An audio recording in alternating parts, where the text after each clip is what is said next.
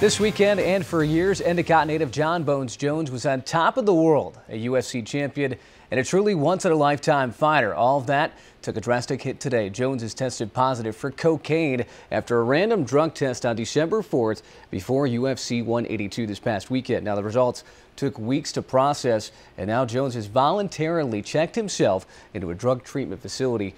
Bones beat unbeaten Daniel Cormier on Saturday, running his record to 21-1 overall to retain the UFC light heavyweight title. More on this as it develops. So on to some lighter news now. 2014 was a year to remember in local sports. Great teams, big-time wins, and heroes that blazed a trail of glory. But there was one team who surpassed all the rest. Congrats to the Edison softball team. They are WENY-TV's Team of the Year. Here's why. The Spartans rolled to their first New York State title since 1991. Edison topped Greenwich 6-2 in June and racked up a 21-2 mark on the season. Stay tuned to WENY-TV Sports tomorrow night as we reveal our moment of the year. Do not miss that.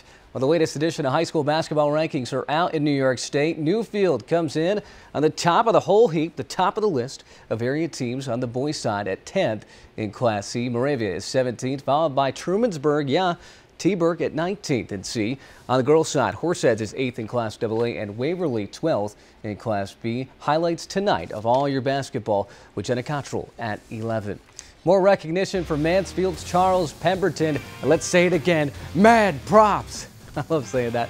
He's the ECAC Division II Co-Player of the Week. Pemberton put up a season-high 28 points in a win over Slippery Rock Saturday. Mounties at Mercyhurst on Wednesday night. Baseball fans, it's time. The 2015 Hall of Fame class at Cooperstown is here, and here they are. Pitchers Randy Johnson, Pedro Martinez, John Smoltz, and longtime Astro Craig Biggio make it all to the Hall. Mets catcher Mike Piazza left off of the list, but will look to get in next year. The annual induction ceremony is July 24th through the 27th. On to some hockey, Elmira College remains number 2 in the country in the latest D3 rankings. Now it's time for the second half of the season, and for EC, these young ladies are ready to rock. After trying to take down Middlebury, they tied them on Saturday. EC has a little break until Sunday's game versus Norwich. That one Sunday at 3 over at the Domes. EC is primed for a strong second half of the season, and if the first half is any indication of this one, sky's the limit. We certainly hope for some great things here in 2015, and we certainly have done a lot of great things to this point, and there's something a lot to take, a lot of positives for this group to move forward through the season, and and that's certainly something I know that everyone in that locker room will do.